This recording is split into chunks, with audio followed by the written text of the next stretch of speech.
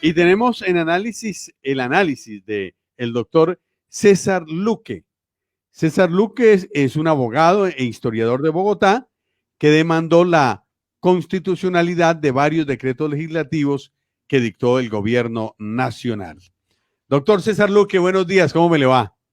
Buenos días a ustedes y a todos los oyentes. Bueno, mil gracias por atendernos, como para poner en blanco y negro este tema que es importantísimo. La demanda de varios decretos, entre ellos el 558, ¿no? Sí, señor, pero a ver, yo le explico, no es una demanda técnicamente hablando, ya que la Constitución nuestra ordena que cuando el gobierno nacional declara una emergencia, como en este caso por la propagación del COVID-19, todos los decretos que en vigencia de esa emergencia expida van automáticamente a control de la Corte Constitucional. Y solamente en el trámite de la constitucionalidad, la Corte abre un espacio de 5 días para que los ciudadanos que lo tengan a bien se presenten argumentando si el decreto es constitucional o no. Y en esa medida, pues, sí me he hecho presente en varios trámites de los 123 decretos que ha expedido el gobierno nacional en las dos emergencias que ha decretado, en varios, sobre todo en aquellos que afectan los derechos de los trabajadores. Y este decreto 558, ¿de qué manera afecta a los trabajadores, doctor Luque? Bueno, el decreto 558 específicamente establecía básicamente dos temas importantes. Uno, que redujo la cotización de la pensión de los trabajadores, de millones de trabajadores colombianos, del 16%, que es lo que la ley establece, al 3% por 2 meses. Eso como un supuesto alivio para las empresas, pero el gran problema de esa norma fue que estableció que esos 2 meses no les iban a ser contados a los trabajadores en su historia pensional al final de su vida laboral. Y el otro gran tema que trataba el decreto es una decisión abiertamente que favorecía a los 4 fondos privados de pensiones, Porvenir, Protección, Colfondos y Old Mutual, al obligarte el traslado de 27,000 pensionados que se pensionaron, perdón la redundancia, a través de la figura del retiro programado, y que con la inversión de los dineros de estos trabajadores en la bolsa de valores y con la caída por la pandemia, seguramente las pensiones de ellos iban a salir por debajo del salario mínimo. La ley 100 dice que los fondos deben de garantizar el salario mínimo, así sea con sus propias ganancias. Sin embargo, el gobierno, para aliviar la situación de los fondos, lo que decidió fue trasladar los pensionados a Colpensiones con, obviamente, los aportes que habían hecho, pero que finalmente iba a generar era que la que terminara pagando esa diferencia fuera Colpensiones, el fondo de pensiones de todos los colombianos. O sea, lo que se hizo aquí fue beneficiar a los fondos privados a costa del fondo estatal, por denominarlo de alguna forma, del fondo público. Sí, claro que sí. O sea, como los fondos juegan como en un casino con la plata de los pensionados, les ha ido mal porque pues las bolsas de todo el mundo se han caído con el tema de la pandemia. Entonces le iban a trasladar esa responsabilidad a Colpensiones en lugar de asumirla a ellos como es la obligación y como lo manda la ley 100. Eso era una norma abiertamente que favorecía los intereses del gran capital financiero en nuestro país. Recuerden que Porvenir, el dueño de Porvenir es el señor Luis Carlos Sarmiento Angulo y el de Protección es el grupo empresarial antioqueño. Entonces eso tenía una clara finalidad de favorecerlos a ellos, y a los trabajadores, por el contrario, sí los iban a desmejorar en que al final de su vida laboral iban a tener que trabajar 2 meses más para obtener su pensión si era en Colpensiones, y le iba a reducir el monto de la pensión si eran los fondos privados por este supuesto alivio que hacía el gobierno nacional durante 2 meses. ¿Podría hablarse, doctor Luque, que de cierta manera era una reforma pensional disfrazada? Pues sí, el gobierno ha buscado por todos los medios, básicamente el Consejo Gremial Nacional, que agrupa los 27 gremios económicos más importantes del país, así lo ha solicitado desde el inicio de este gobierno, y pues ellos encontraron esta forma como de alivianar la situación de los fondos y trasladárselo a Colpensiones. O sea, es como popularmente se dice que los fondos se comieron la carne y le tiraron el hueso a Colpensiones. Afortunadamente la Corte declara inconstitucional esta norma. También hace una claridad el presidente de la Corte al anunciar la decisión, y es que la decisión es de carácter retroactivo. En esa medida, pues las empresas tendrán que subsanar el aporte de los trabajadores por estos 2 meses que ya pasaron. Los fondos aún no habían trasladado a los 27,000 afiliados. Además, hay que decir que el gobierno, días posteriores a este decreto, al parecer se dio cuenta que podía favorecer más a los fondos privados y expidió el decreto 802. Ese todavía no ha sido fallado por la Corte, pero pronto lo será. Y en ese lo que dice es que ya el traslado no es obligatorio, sino el traslado es voluntario.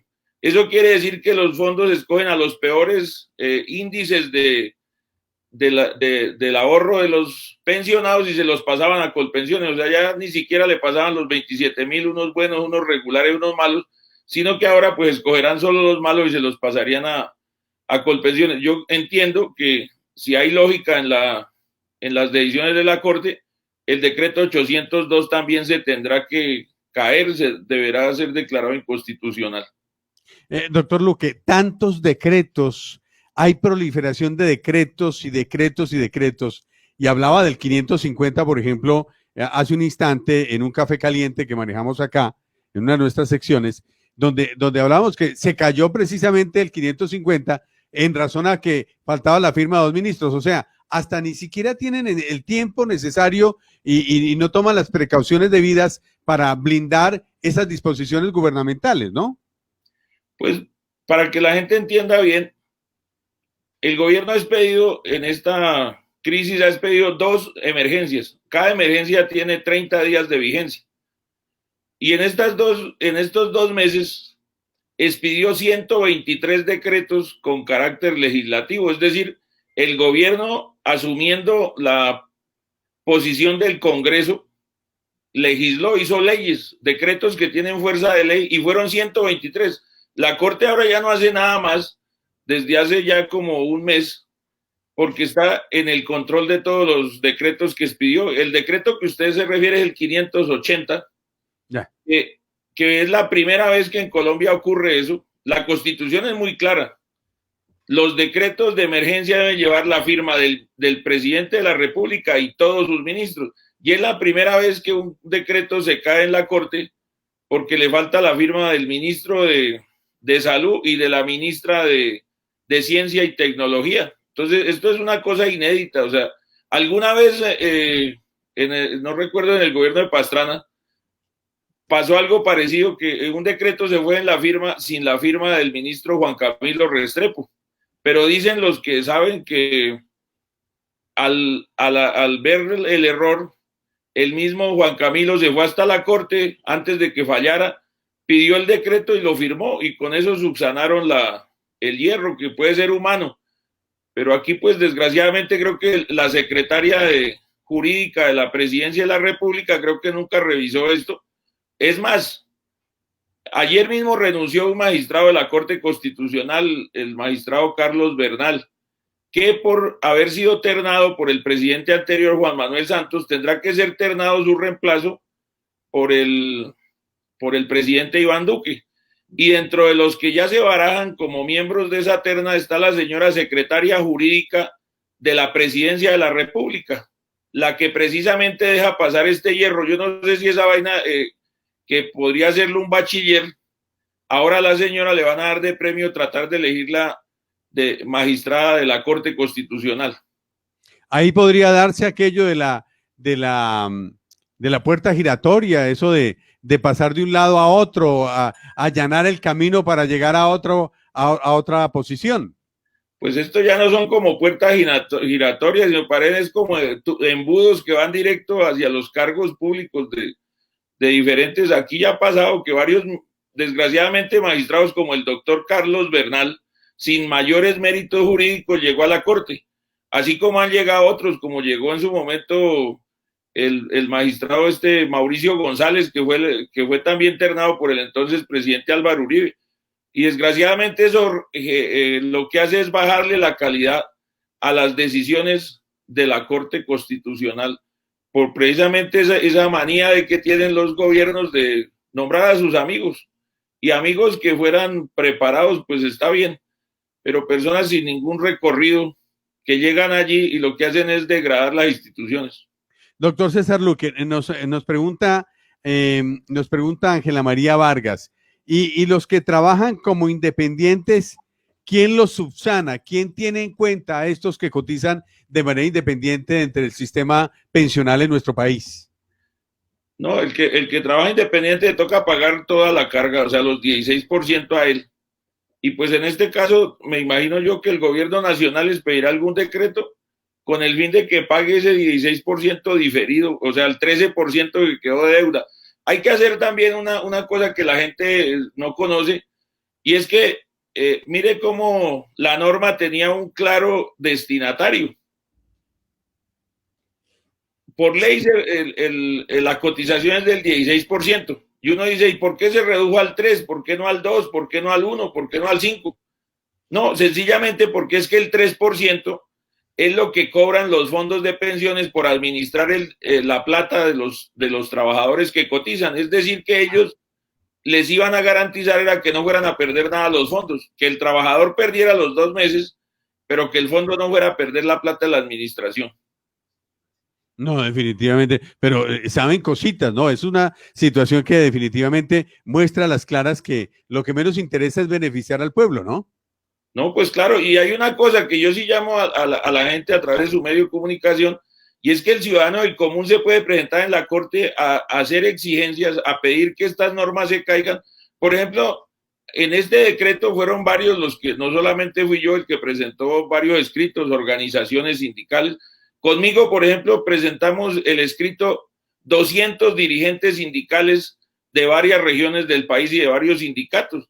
Porque es que en estos procesos, aquí es donde verdaderamente los colombianos debemos hacernos presentes, demostrar que sí somos ciudadanos, que la gente desgraciadamente nunca lee la constitución política, y ahí está nuestro marco jurídico para vivir en sociedad, y debemos exigir que se cumpla. Nosotros estamos esperando que la Corte falle otros decretos, como el decreto 770, que verdaderamente es una reforma laboral, esa que permitió, por ejemplo, que la prima de junio se la paguen por 3 cuotas a los trabajadores hasta diciembre, que es una cosa vergonzante que el gobierno haga eso cuando es un derecho adquirido.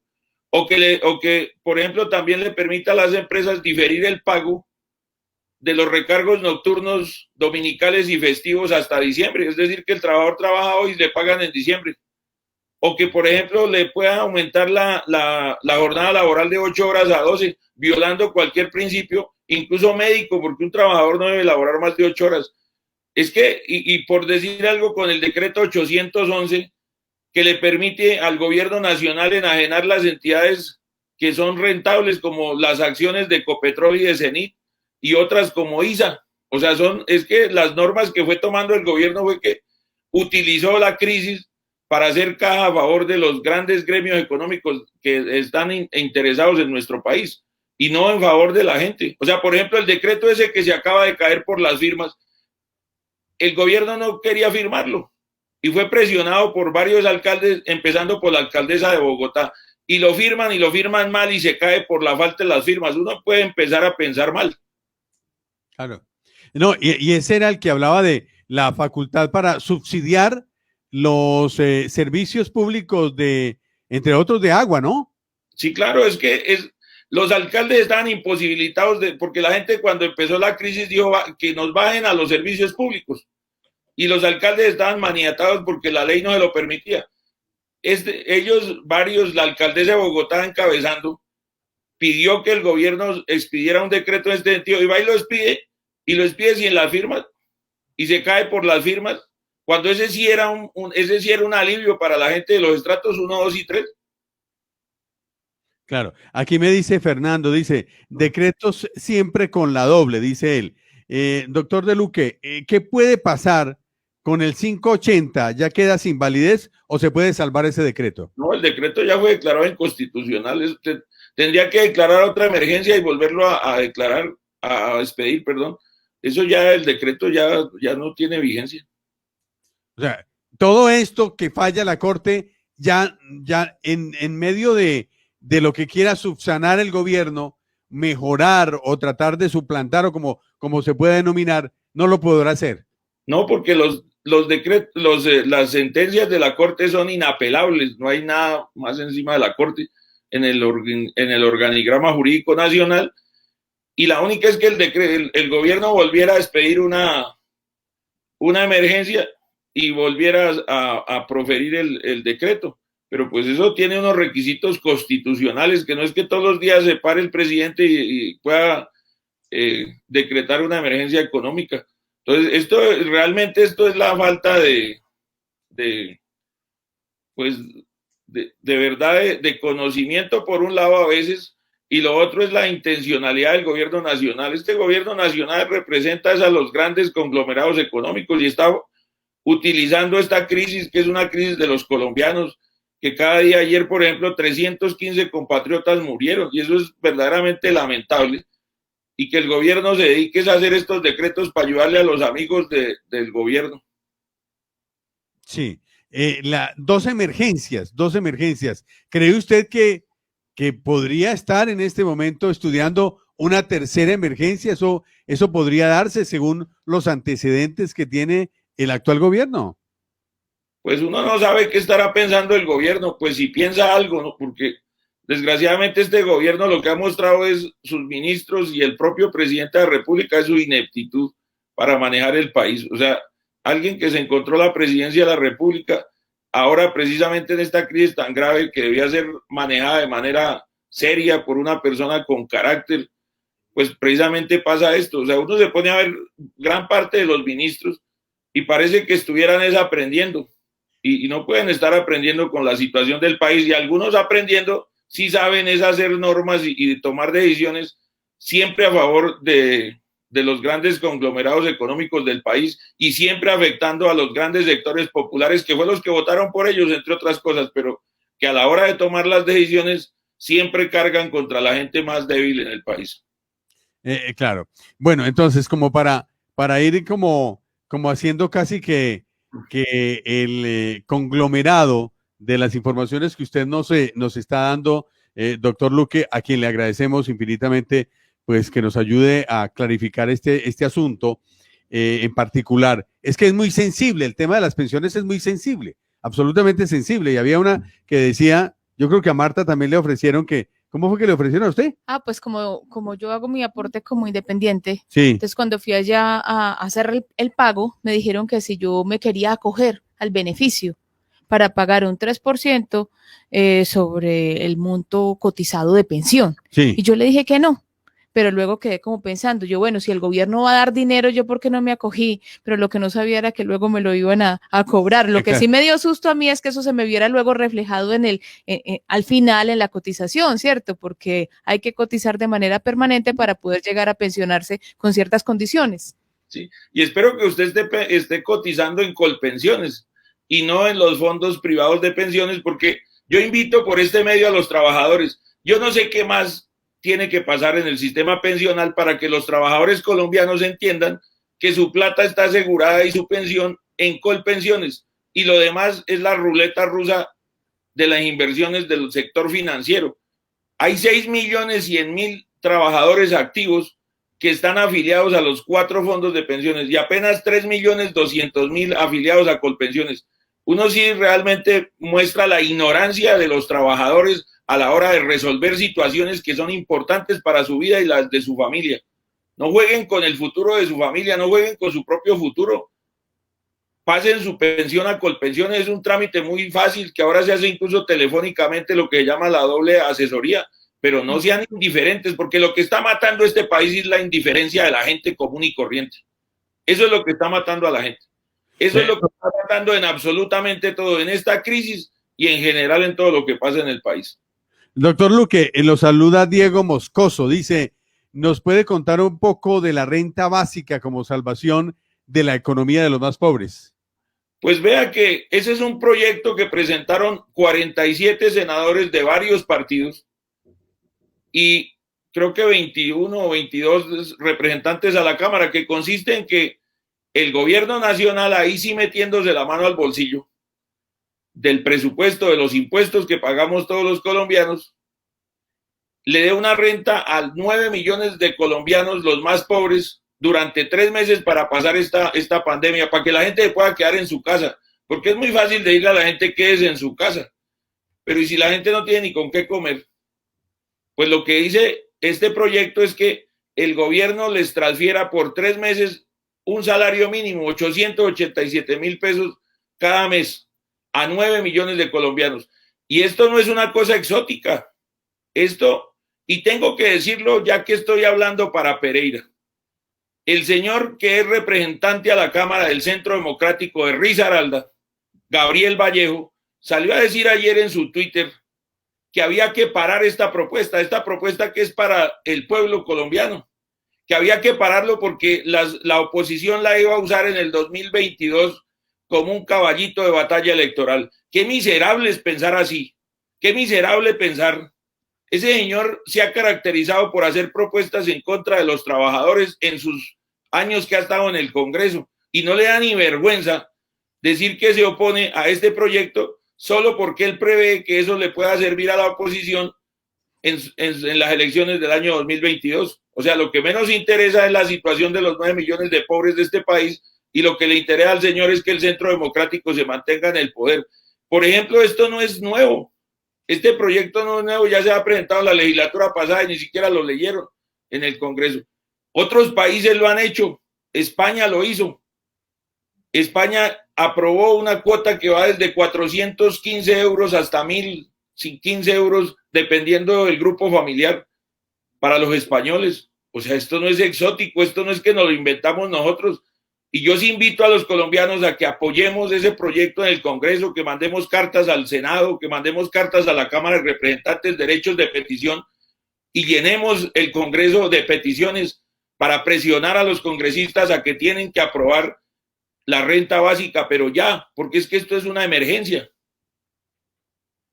Sí, doctor Luque, aquí me escribe Luis, dice, pero ¿cómo se le puede ayudar a los trabajadores que, como usted dice, doctor Luque, por ignorancia están en esos fondos?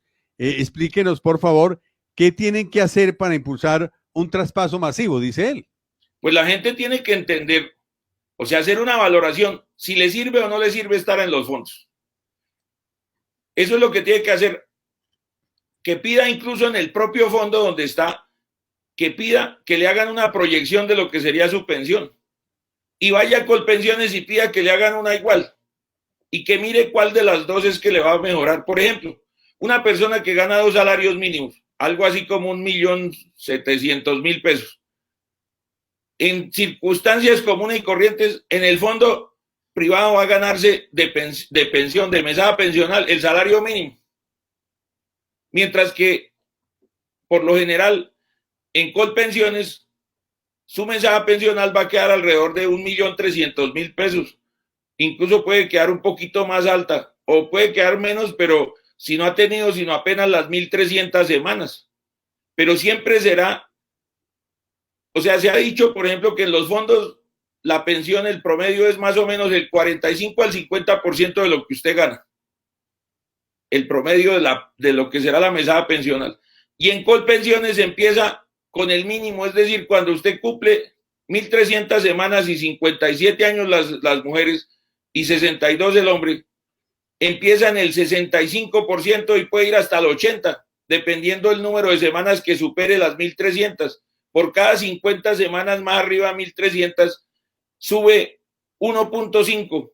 Entonces, yo no sé qué más tiene uno que decir. O sea, esto es un problema matemático. Si la gente no, desgraciadamente la educación está tan mal que ahora creo que la gente no sabe ni sumar. Pero, o sea, la gente lo único que tendría que hacer es, y yo sí invito a los trabajadores que dejen la indiferencia o la de su futuro.